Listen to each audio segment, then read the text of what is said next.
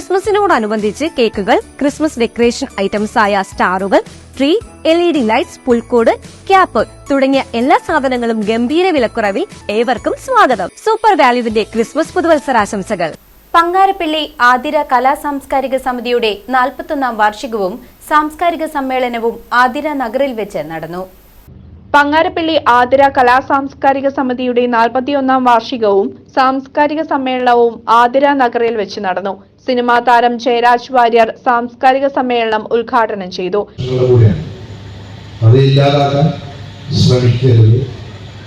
ബഹുമാനപ്പെട്ട അധികാരികളോട് അഭ്യർത്ഥിക്കുക. അധികാരികളൊക്കെ നമ്മുടെ ആൾക്കാരാണ്, പറഞ്ഞിട്ട് കാര്യമൊന്നുമില്ല. കൃത്യസമയത്തൊന്നും നടക്കാം.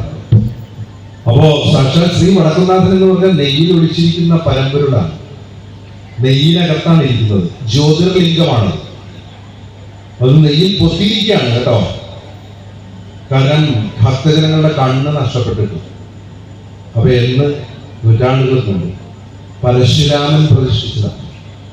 ആദി ശങ്കരാചാര്യർ പൂജാവിധികൾ നിർണയിച്ചതാണ്.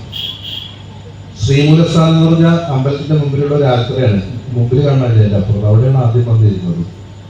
അപ്പോൾ വടക്കുംനാഥന്റെ പിറന്നാൾ ദിവസം തന്നെ തൃശ്ശൂർ പൂരം നടക്കട്ടെ, അതിനു വേണ്ടിയുള്ള എല്ലാ ഭാഗത്തു നിന്നുള്ള അധികാരികളുടെ ശ്രദ്ധ ആ ഭാഗത്തേക്ക് തിരിച്ചുവിടാൻ ഇന്നത്തെ യോഗത്തിൽ ഞാൻ ഹൃദയപൂർവ്വം അഭ്യർത്ഥിക്കുകയാണ്. അത് മാത്രമല്ല, ആതിരയുടെ പിറന്നാളാണ്. ആതിര സാംസ്കാരിക സമിതിയുടെ പിറന്നാള്, വടക്കുംനാഥന്റെ പിറന്നാള്. ലോകം മുഴുവനുള്ള ശിവക്ഷേത്രങ്ങളും പൂജാകർമ്മങ്ങൾ നടക്കുന്നു. ഈശ്വരവിശ്വാസം എന്ന് പറയുന്നത് വ്യക്തിപരം മാത്രമല്ല, അതൊരു ആത്മവിശ്വാസപരമാണ്. പഞ്ചായത്ത് വൈസ് പ്രസിഡന്റ് ഷലീൽ അധ്യക്ഷനായി.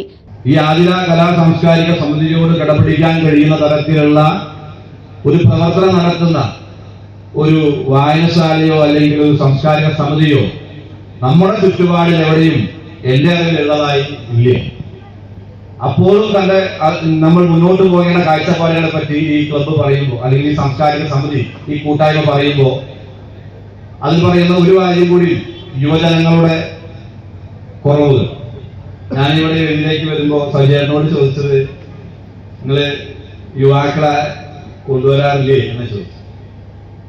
അപ്പൊ അദ്ദേഹം പറഞ്ഞൊരു മറുപടി, ആദ്യം ഇവിടെ റിപ്പോർട്ട് അവതരിപ്പിച്ച ഒരു കെട്ടിടമുണ്ട്, ആ കെട്ടിടത്തിലേക്കൊന്ന് വന്ന് അവിടെയുള്ള ആളുകളെയൊക്കെ തിരിച്ചറിഞ്ഞ് ഈ കഴിഞ്ഞ 41 വർഷക്കാലത്തെ പ്രവർത്തനത്തെ ഒന്ന് മനസ്സിലാക്കി വായനശാലയുമായി ബന്ധപ്പെട്ട് സഹകരിച്ച് അങ്ങനെ ആ ഘട്ടം ഘട്ടമായി ആ പ്രവർത്തനത്തെ മനസ്സിലാക്കുന്നവർക്കല്ലേ നമ്മൾ ഇതിന്റെ മുൻപിലേക്ക് കൊണ്ടുവരേണ്ടത് എന്ന് ചോദിച്ചു.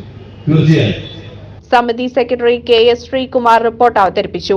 PA Achankunju, T Gopalakrishnan, Beena Mathew, Sumathi Modayikkal, Beena Poly, MM Abbas എന്നിവർ സംസാരിച്ചു.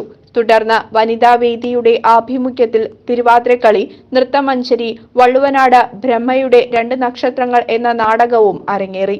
വായനശാലയുടെ 34ാം വാർഷികവും ഇതോടൊപ്പം ആഘോഷിച്ചു. CCV news, Chelakkara.